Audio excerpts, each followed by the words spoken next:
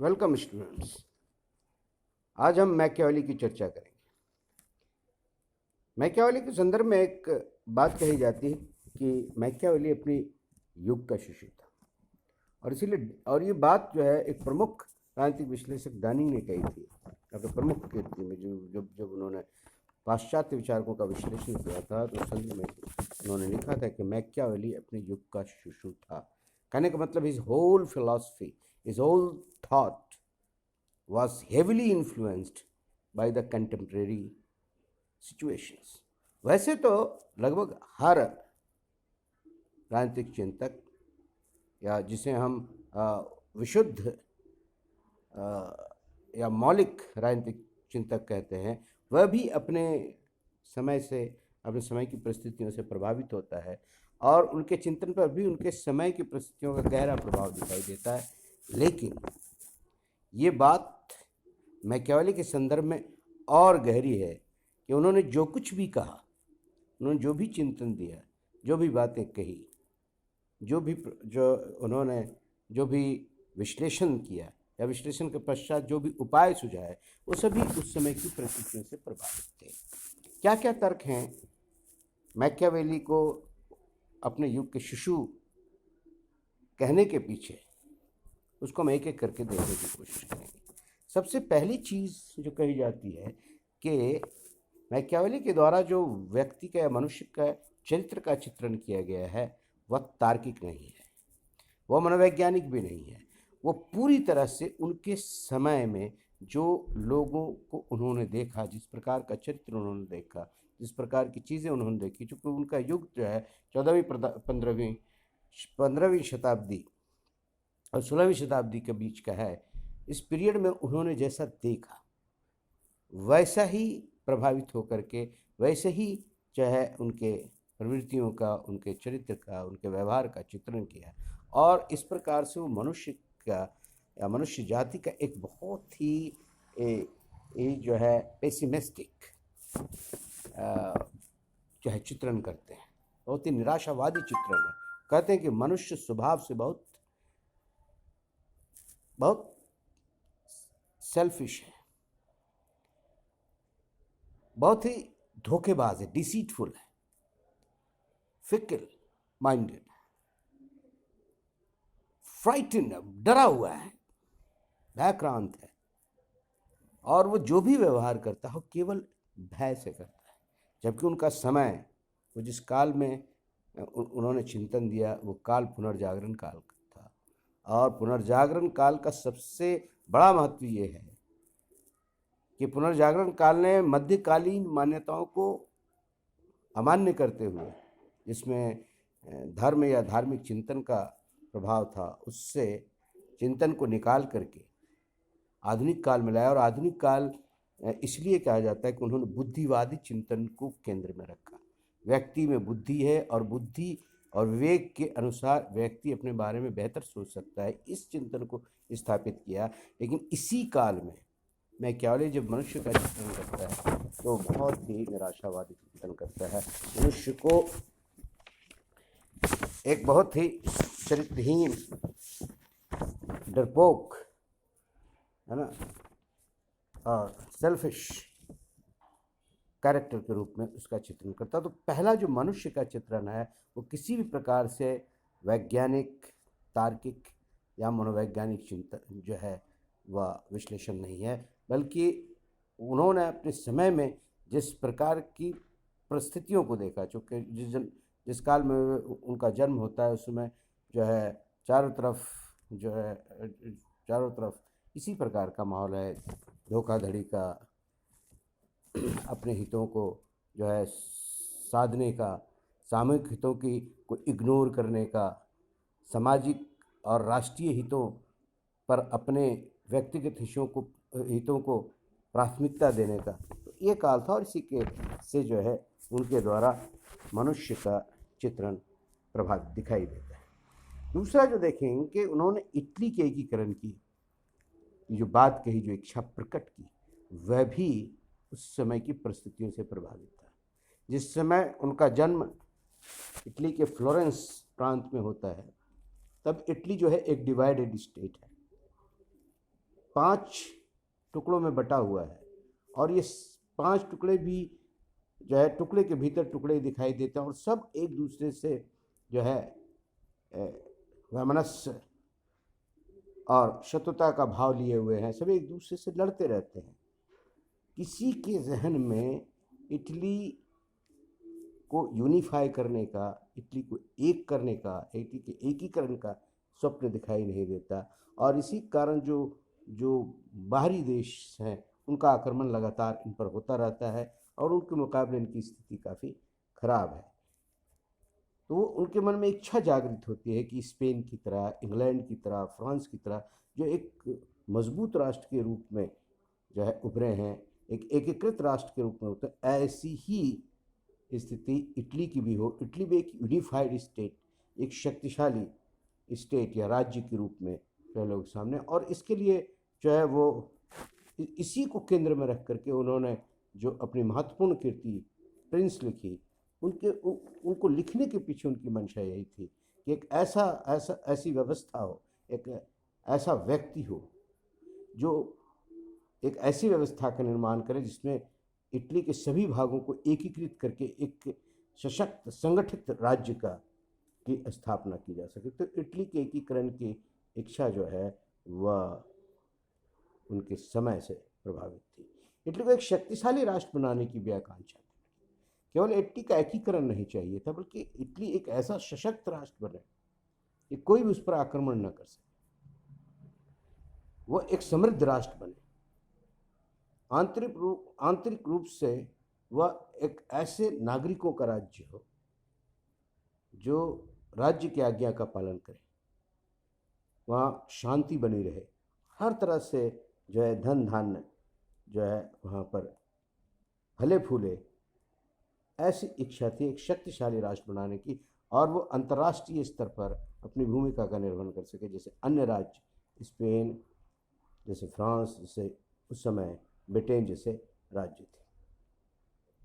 इसके साथ ही साथ इटली को एक राष्ट्र बनाने का स्वप्न भी उनके उस समय की परिस्थितियों से ही प्रभावित था।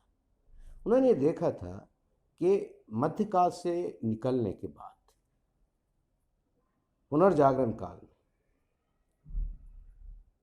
भाषा के आधार पर यूरोप में जो है वो राज्य का निर्माण हो रहा था, और चूंकि भाषा की एकरूपता थी इसलिए वो एक सशक्त राष्ट्र के रूप में जो है विकसित हो रहे थे, और मानसिक रूप से भी लोग अपने आप को राष्ट्र के साथ जोड़ने में सफल हो रहे थे। तो राष्ट्रवादी राज्य जिसमें राज्य के आधारभूत तत्व तो हो ही, एक शक्तिशाली जो है शासक हो और एक सुरक्षित उनका क्षेत्र हो, बॉर्डर सुरक्षित हो, उसके भीतर रहने वाले लोग हों, और उसके साथ ही साथ ये सारे लोग, सारे नागरिक में एक रूपता हो, सजातीयता हो, एक भाषा, एक संस्कृति के लोग हों, और इन सभी की लॉयल्टी, निष्ठा जो है राष्ट्र के प्रति हो।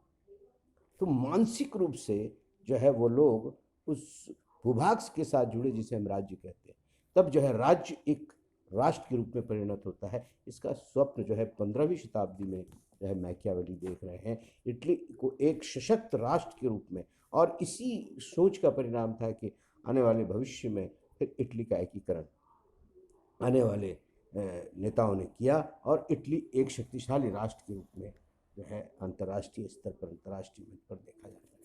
तो राष्ट्रवादी राज्य की कल्पना भी जो है उनके अपने काल की परिस्थितियों से ही प्रभावित दिखाई। एक और चीज कही थी, राज्य की उत्पत्ति के सिद्धांत। उन्होंने राज्य की उत्पत्ति का सिद्धांत किसी धर्म जैसी आस्था में नहीं ढूंढा कि परमात्मा ने राज्य का निर्माण किया है, बल्कि उन्होंने राज्य की उत्पत्ति के संदर्भ में जो तर्क ढूंढा कि राज्य मनुष्य को क्यों चाहिए, मनुष्य को किस लिए राज्य की आवश्यकता होती है, किस लिए मनुष्य राज्य का निर्माण करता है। कॉन्सेप्ट ऑफ यूटिलिटी कि राज्य की आवश्यकता है, राज्य इसलिए चाहिए कि व्यक्ति एक संगठित समाज में अपने जीवन को बेहतर से बेहतर बना सके, ऐसा वातावरण होना चाहिए। तो आंतरिक शांति होनी चाहिए। शांति कहाँ से होगी? जहाँ कानून व्यवस्था बनी रहेगी। और कानून व्यवस्था कहाँ बनी रहेगी? जहाँ एक जो है यूनिफाइड सत्ता का केंद्र होगा, एकीकृत सत्ता का केंद्र, जिसके द्वारा लिए गए निर्णय या जिसके द्वारा दिए गए आदेश क्षेत्र के लोगों को मान्य होंगे। इस तरह से पूरे भूभाग में यदि एक सत्ता के रेट, एक सत्ता के आदेश को इन्फोर्स किया जा सकता है तो वहाँ पर शांति स्थापित की जा सकती है। तो फर्स्ट ऑफ ऑल राज्य किस लिए चाहिए? लोगों के कल्याण के लिए चाहिए, लोगों की भलाई के लिए चाहिए, और इसी के लिए राज्य का प्रिजर्वेशन भी चाहिए। क्योंकि यदि शांति बाहर के दुश्मनों से करनी है तो हमें अपना बॉर्डर भी सुरक्षित चाहिए। तो बाह्य लोगों से सुरक्षा, आंतरिक अशांति से सुरक्षा, ये दोनों ही चीज़ों से राज्य की आवश्यकता होती है। दोनों ही उद्देश्य के लिए राज्य की आवश्यकता होती है। तो राज्य की उत्पत्ति इसलिए है कि लोगों को आंतरिक रूप से शांति चाहिए और बाह्य रूप से सुरक्षा चाहिए। इसलिए ये this was a materialistic explanation of the origin of the state. राज्य की उत्पत्ति के यह भौतिकवादी विचार थे, वो भी जो है उस समय की परिस्थितियाँ, जो नव जागरण या पुनर्जागरण की प्रवृत्ति है, जिसमें मनुष्य को केंद्र में रख करके सारी चीज़ें गठित जो है सोची जा रही है कि समाज क्यों होना चाहिए, क्योंकि समाज की आवश्यकता मनुष्य को है, और वो समाज होना चाहिए जो मनुष्य के विकास में सहायक हो। वो अर्थव्यवस्था होनी चाहिए जो मनुष्य को जो है उनके आर्थिक आवश्यकता की पूर्ति करने में सहायक। दरअसल everything was being discussed on the basis of rationality. विवेक के आधार पर हर चीज़ों को देखने की जो दृष्टि है वो पुनर्जागरण काल ने दी थी, और इसी पुनर्जागरण काल का इस्तेमाल करते हुए मैकियावेली जो है वो राज्य की उत्पत्ति के सिद्धांत की बात कर रहे हैं। राज्य की आवश्यकता की हमने चर्चा की। राज्य की आवश्यकता क्यों है? क्योंकि राज्य आवश्यक है क्योंकि व्यक्ति को अपने जीवन की सुरक्षा चाहिए। वो जीवन की असुरक्षा, अव्यवस्था, अराजकता जो आंतरिक उत्पन्न होती है उससे भी हो सकती है, बाह्य से दिशा से आक्रमण हो सकता है उससे भी हो सकती है। इन दोनों ही उससे पहले सुरक्षा चाहिए और उसके बाद उसे अपने कल्याण करने के लिए, अपनी स्थिति को और बेहतर बनाने के लिए, बेहतर जीवन यापन के लिए वातावरण चाहिए। ये सभी चीज़ें कौन क्रिएट करेगा? राज्य करेगा। इसलिए ये सारी चीज़ें जो है पुनर्जागरण काल में हमारे सामने आई। धर्म और राज्य का पृथक, यह भी पुनर्जागरण काल के पश्चात जो धर्म सुधार आंदोलन चल रहा था उस समय धर्म सुधार आंदोलन का केंद्रीय चिंतन यही था कि धर्म और राज्य को एक दूसरे से पृथक न किया जाए, बल्कि धर्म को राज्य के अधीन कर दिया, और इसी के आधार पर शक्तिशाली राज्य का प्रादुर्भाव हो रहा था। अन्यथा मध्यकाल में तो राज्य की कल्पना ही नहीं थी, छोटे छोटे राज्य थे और राज्यों के ऊपर जो है वह पोप का आधिपत्य था। तो फ्यूडलिस्टिक कॉन्सेप्ट ऑफ स्टेट जो था उससे निकल करके जो है वह एक मॉडर्न कॉन्सेप्ट ऑफ स्टेट की बात करते हैं, जिसमें एक सेंट्रल अथॉरिटी को स्वीकार्यता दी गई और वह उसके अधीन जो है सारे प्रकार की चीज़ों को रखा गया, जिसमें धर्म भी शामिल है। धर्म न केवल राज्य से अलग है, यदि राज्य और धर्म के बीच टकराव है तो राज्य जो है सर्वोपरि है, धर्म उसके अधीन है। एक और चीज़ जिसके लिए जो धर्म सुधार आंदोलन या पुनर्जागरण आंदोलन ने दिया कि नैतिकता और राज्य के बीच भी पृथक करना। राज्य की अपनी नैतिकता है, समाज की अपनी नैतिकता है। राज्य को सार्वभौमिक नैतिक मूल्यों के अधीन नहीं किया जा सकता, क्योंकि चीज़ें जो राज्य करता है वो अपनी आवश्यकताओं के अनुसार करता है, और आवश्यकताएं क्या है? Preservation of the state and expansion of the state. ये इंपॉर्टेंट है, preservation and expansion of the state, ये ध्येय है। इसको प्राप्त करने के लिए राज्य कोई भी माध्यम अपना सकता है, और यहीं पर जो है वो कहता है एंड जस्टिफाइज द मीन्स। उद्देश्य क्या है? राज्य की सुरक्षा, राज्य का प्रवेशन, राज्य का विस्तार, तो इस उद्देश्य को प्राप्त करने के लिए यदि अनैतिक मार्ग, हिंसात्मक मार्ग का भी यदि अनुसरण करना पड़ता है तो राज्य को ऐसा करना उचित है। इसलिए यहाँ पर मैकियावेली जो है वो नैतिकता और राज्य के बीच एक जो है भेद करता है और राज्य को जो है जो मध्यकालीन नैतिकता थी, नैतिक मूल्य थे, उससे मुक्त करता है और एक आधुनिक राज्य के निर्माण की नींव रखता है। तो मैकियावेली कुल मिलाकर के अपने राज्य के बिखराव,